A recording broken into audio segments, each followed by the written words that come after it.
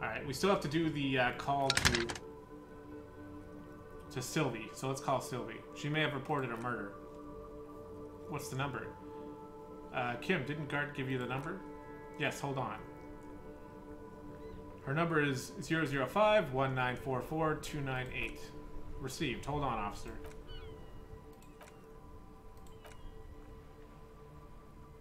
Start slapping a marching rhythm on your thighs? No, we'll wait.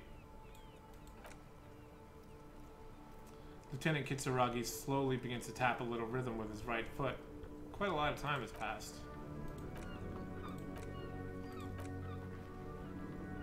Officer, she finally returns. I have Sylvie Malika on the line for you.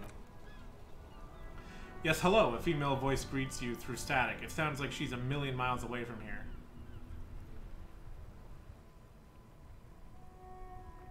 Hello, this is the police calling. I have some questions for you about your last days at work. Oh, right. She recognizes your voice almost immediately. Hello, officer. What can I do for you? You can hear resentment in her tone. She's not thrilled to be talking to you again. There's no resentment in her tone. She wants you to ask her out. No question about it.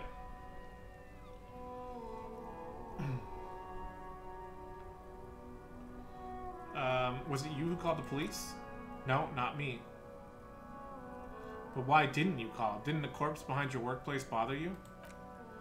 What? Of course it bothered me. I thought the union already knew about the corpse. I meant us. Or yeah, what does this union have to do about anything? No one calls the police. You can hear her adjust her receiver in her hand. The union would get angry. What do you mean by that? You know, she seems to be looking for the words. What the union says goes. People listen to them, and they take care of their own, which is like everyone here. Garbage!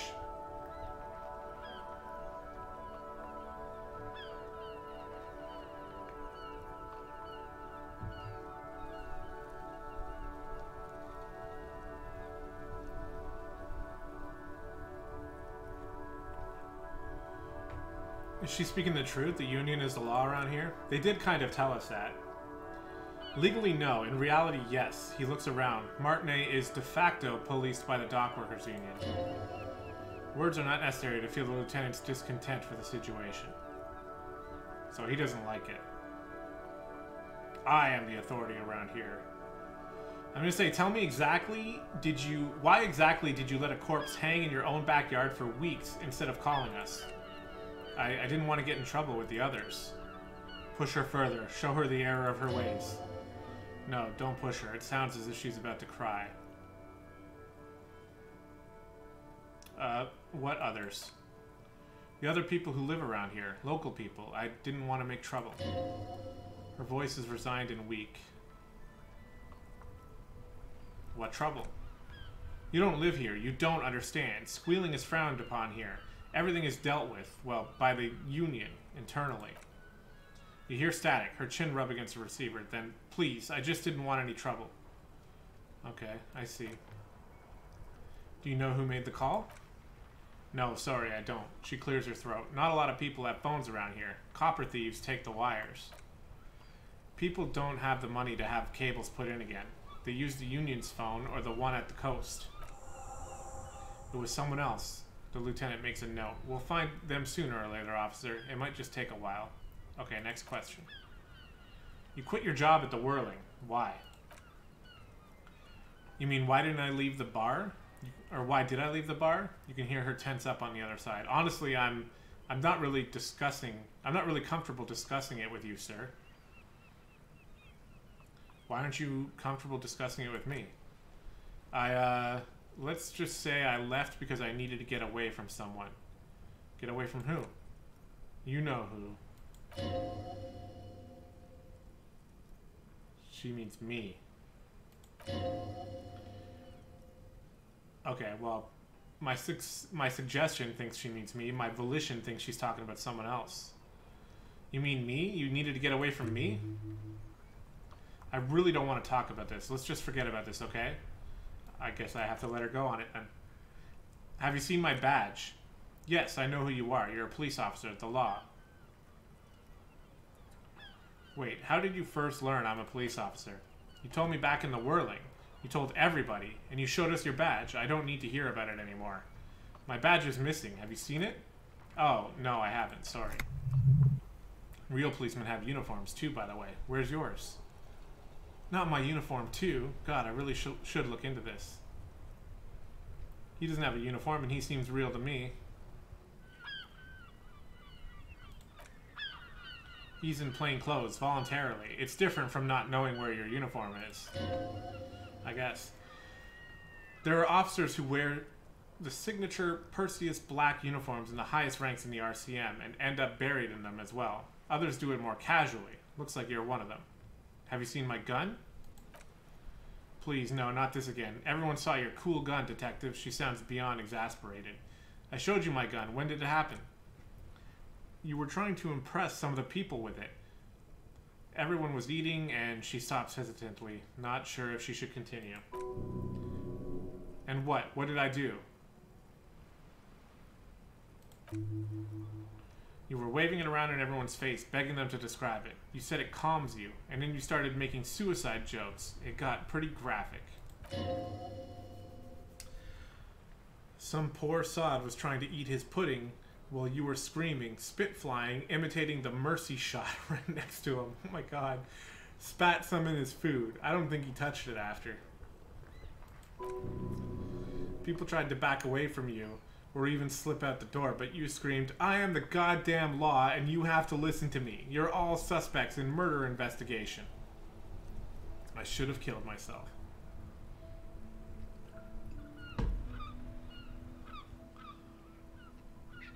Okay, I don't know what to say. Me neither.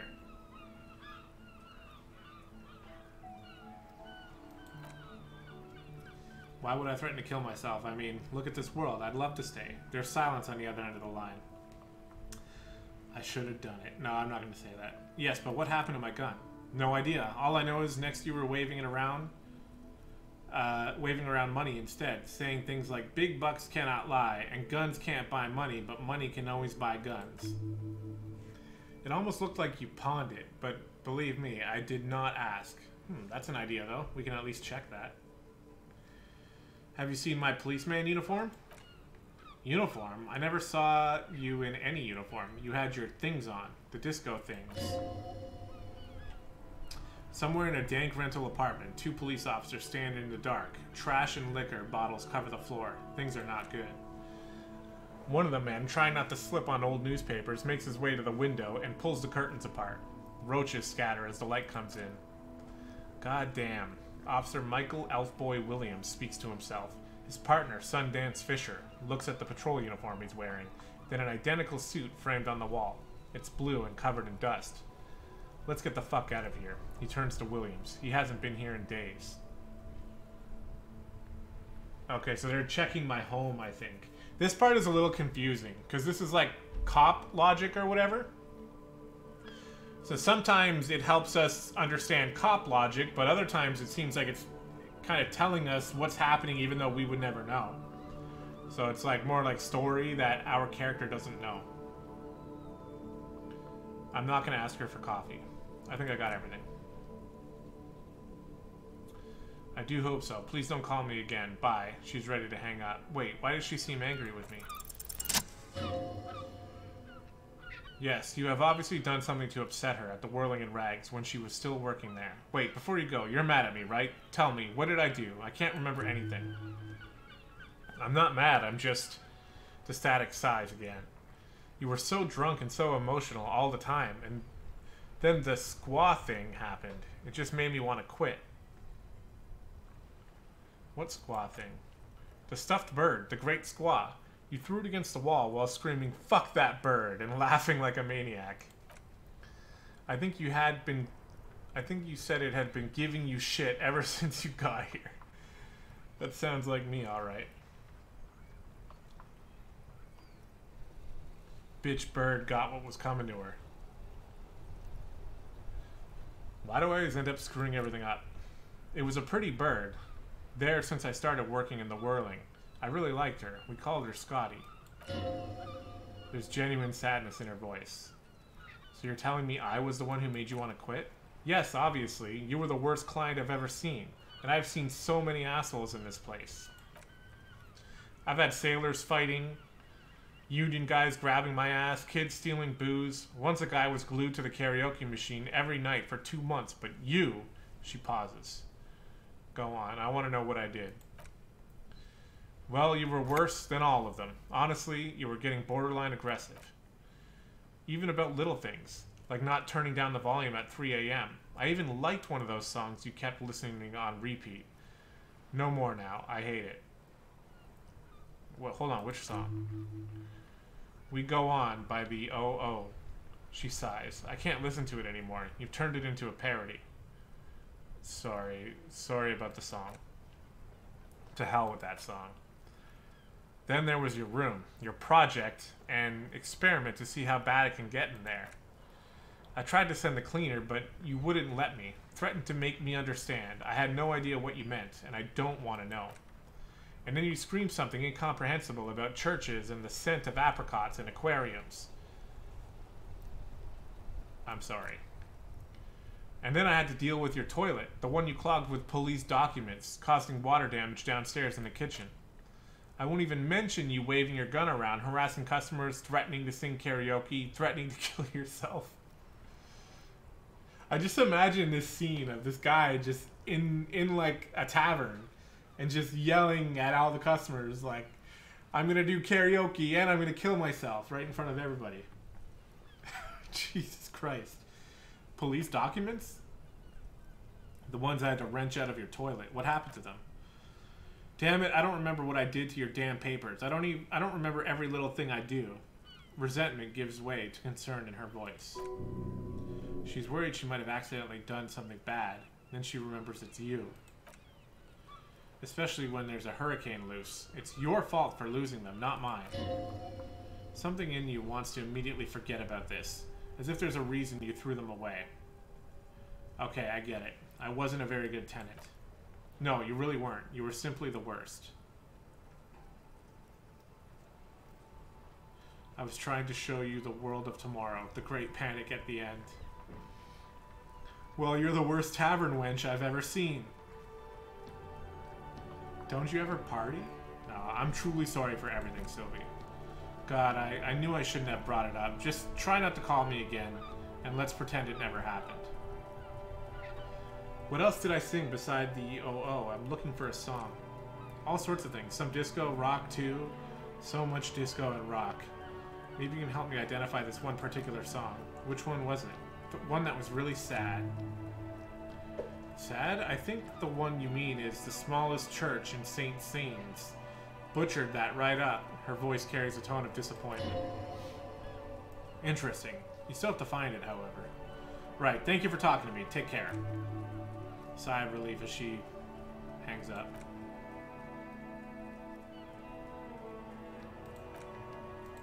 Okay, we're done with the radio for now. Another long section of dialogue. Like, the game is mostly dialogue like this. Let's pull out the toolbox. Take what you need, officer. It's going to be a long case. I'm not protective of my tools like some men are. He's clearly a little protective of his tools, but what can you do? Work is work. Take the pry bar. Cold and heavy, like truth. You feel like you're reunited with truth once more. Useful for opening all sorts of doors and lids. Okay, I'll take the rubber-handed chain cutters. Handles are long and sleek. Snap, snap. Go with the cutters in your hand. Take the flashlight. It's robust, weatherproof, and made of police issue, and well made. Police issue, blue. Let's see. Lets you see things in the dark you would otherwise miss. Pull-out toolbox slides back into the nest. Preheater gauges cast warm glow on the steering levers. Okay. The white suede feels luxurious under the touch, and the metal clutch handle so very familiar in your palm. As you tap on the gauge, the indicator pin jerks as if started. It's in the large orange sector, indicating the engine is warm. Next to the gauge is a red switch labeled heat. Okay. There's no use in pressing the heat button, he says, and jingles his keys. It won't start without the ignition. Alternative translation, don't even think you can drive my MC. Okay.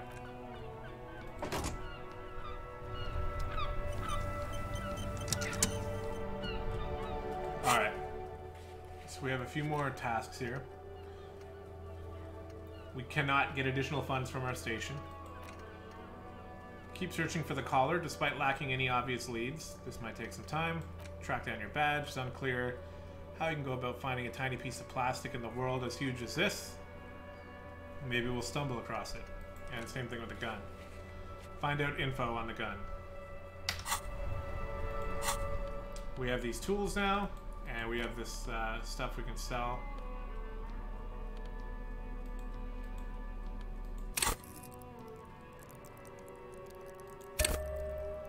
Oh my god, I just leveled up logic by accident. I really didn't mean to do that.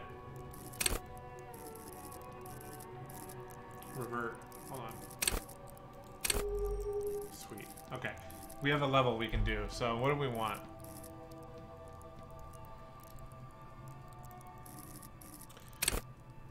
Connection to station, understand cop culture. Yeah, this is the one that keeps giving us stories. The very spirit of policing, the cop geist. It enables you to understand your blue-souled sisters and brothers, not only by picking up subtle signals from your partner, but by witnessing flash sideways scenes as they play out in your precinct. At high levels, you'll be the very heart of the police force, not only willing and able, but obliged to take a bullet for your partner. However, without esprit de corps, you'll be flying blind, unable to understand discreet remarks colleges make in high-stakes situations, remarks that might just save your life. Suggestion allows us to change other people's opinion. Seems good. Empathy helps us understand what they're feeling, which has been working out for us so far.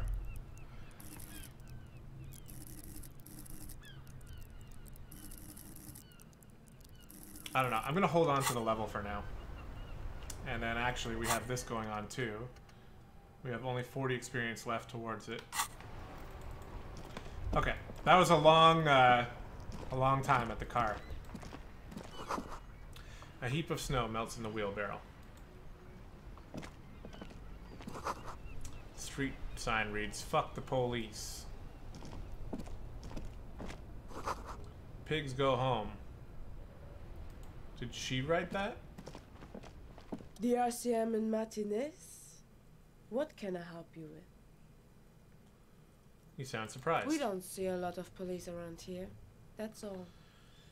Well, I have some questions for you. Of course. What can I help you with? We need directions. I'm looking for a dead body. Oh, that. She points north. That's right up there in the yard. She's relieved someone has come for it, finally. Where am I? What do you mean? I'm a bit disoriented. This is Ravachol, right? Yes, sir. District of Martinez. She looks around, thinking what else to say. This intersection is called Roundabout North. He knows where we are. He just wants the directions. Lieutenant seems uncomfortable at the level of disorientation you display. What's up in the north? There's the pier, the Cape Side apartment buildings, some more tenements. Not a lot, really. In the east, the harbor gates, some kind of commotion, I think. I don't follow the local politics. A Fritz store, too. The south, some shop and a bridge. The canal bridge leads to the coast, but it's broken, I think. Some kind of accident, probably. What's on the other side of the canal? Did I just hear my cat? Just coast. There's a little fishing village there and a fish market, but it got closed down ages ago. Rows of stalls under the broad roof where silvery fish were heaped on newspapers. Water, water everywhere, pouring from the heavens. In the shadow of the old church. What kind of fish market? I don't know, the abandoned kind? It used to gather every spring, but there's nothing to do there now. Just drug addicts. What's in the west? She looks at the water, squinting. It's just water. No, actually, I think they call it the Martinez Inlet. There are some islands at the bay, but they're hard to reach. In the west is the miracle. What is this fuck the police business? Excuse me? She doesn't understand. She's uncomfortable. Maybe you should drop this line of questioning. The street sign says fuck the police. Oh, she cranes her neck. Well, I didn't write it there. I'm just sitting here. What about the other sign? Pigs go home? Who are these pigs? I don't know anything about that either. As I said, I didn't write it. Pig is a widely used term for members of the police. It's not loving. Even if she didn't write it, she could clean it. You could clean it up. Be a citizen. No, I'm not going to tell her that. Clean it! Who are you? Me? I'm just a gardener. Cool. And what are you doing here? I'm working. Working on what? I have a greenhouse in the yard there. She gestures over her shoulders. I've been trying to get some work done. There's discomfort. She stops mid-sentence. But? Well, as you already know, there's a corpse there hanging from the tree. It smells pretty bad, so I have to take breaks. Don't worry, miss. We're here to clean it up. You can get to work soon. Thank you.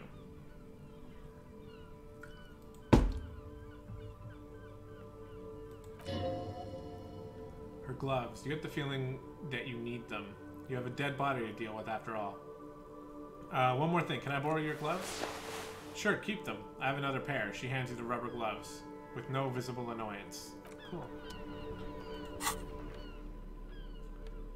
We could just put them on. They give us extra interfacing. And now they look so cool, too. Alright, so we got a guy over here. So the way I played this game the first time I played was I explored everything before I got into the actual story. So I feel like I should do that again. I am a gander and a hunter and a gatherer. Feel like a traveler.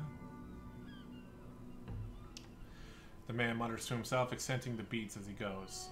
From another planet. Hey there. I am the law. Yes, you are, my man. What's going on here? It's the jam, my man. He motions towards the sprawl of lorries with a sweeping gesture. What's the jam? It's a traffic jam for the ages. Harbor gates of the street are shut tight. No explanation given. Workers on strike, scabs agitating, an all-around clusterfuck.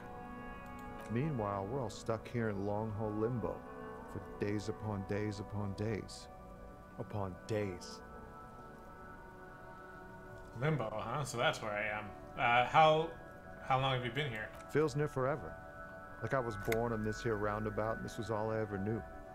Just me and the metal and the tires, the oil and the fumes of mazout. Extravagantly phrased, but I can roll with it. Imagine. It's been a whole week already. Behind the laugh, a touch of sorrow. So tell me, what do you need? Got any smokes on you? Nope, don't smoke. Shit.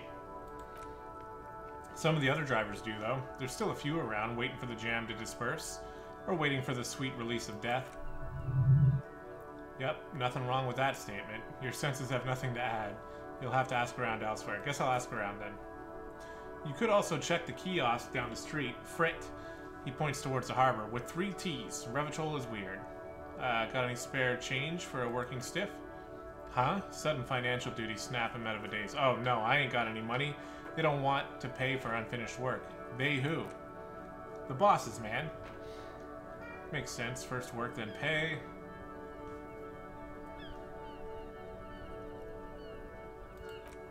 Makes sense. It sucks is what it does. Maybe don't tell people they don't like are actually right. Oh, maybe don't tell people the people they don't like are actually right. Tell me more about this strike. It's like whatever's going on over at the docks. Workers got a blockade set up, making demands. No way in or out. What's the union demanding?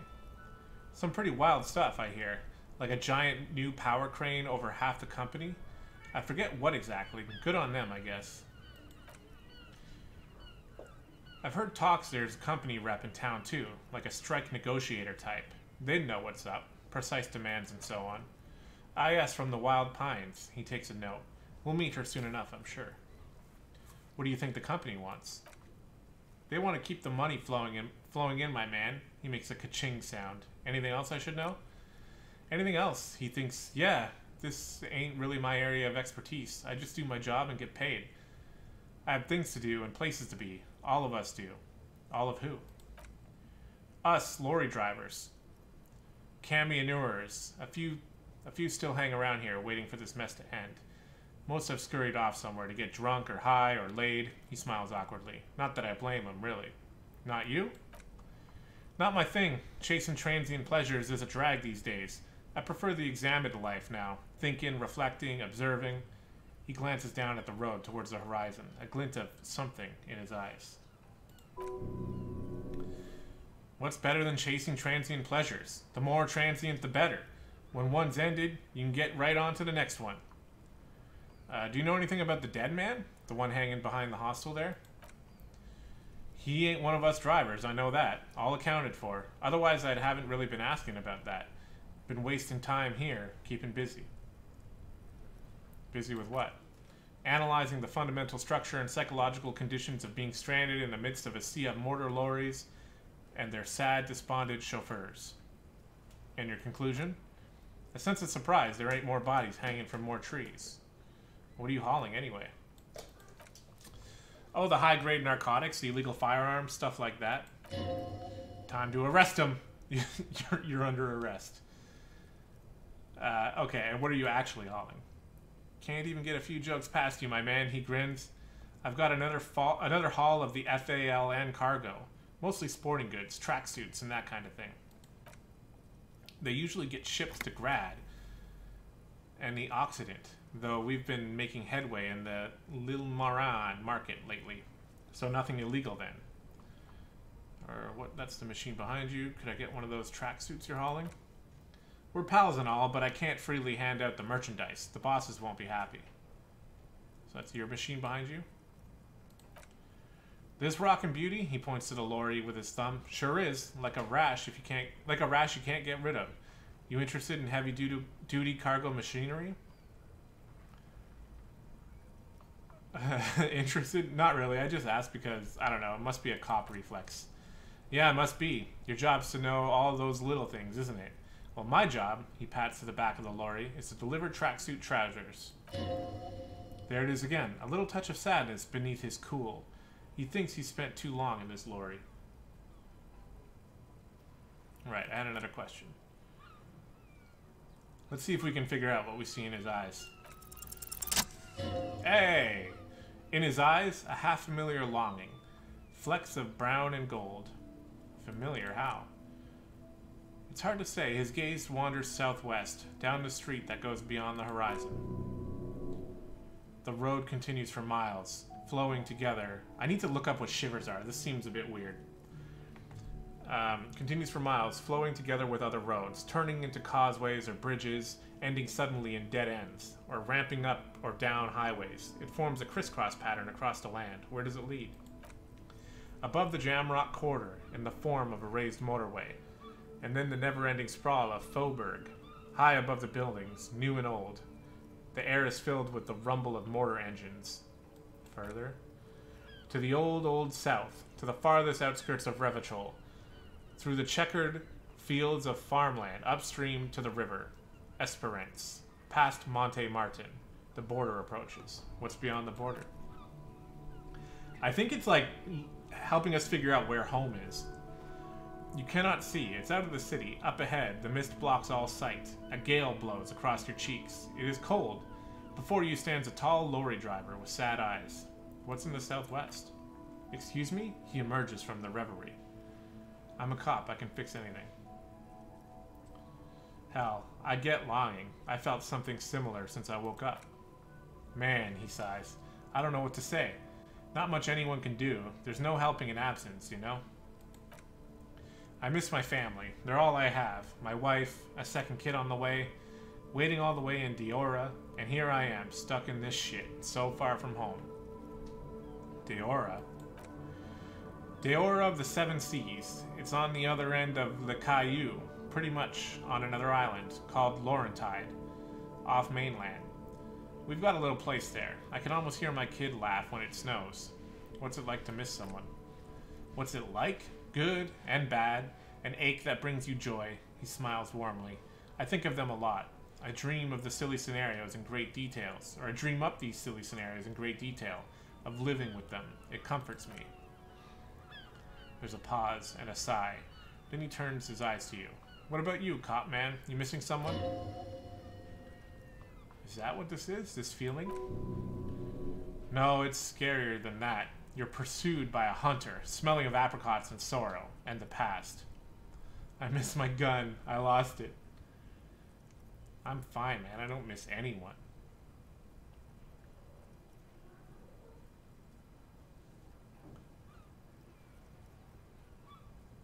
I miss someone, but I don't know who it is. I feel for you, my friend. It's bad enough to know who you miss. Missing like that doesn't feel like it has much of an upside. But thanks for this. It's nice to talk to someone, and I know it wasn't easy to ask. He smiles. I hope you find your way through your own troubles. I'm good for now. Good talk. Don't be a stranger. Okay. Well, he seems like a nice guy, right? Nothing wrong with him. What's over here?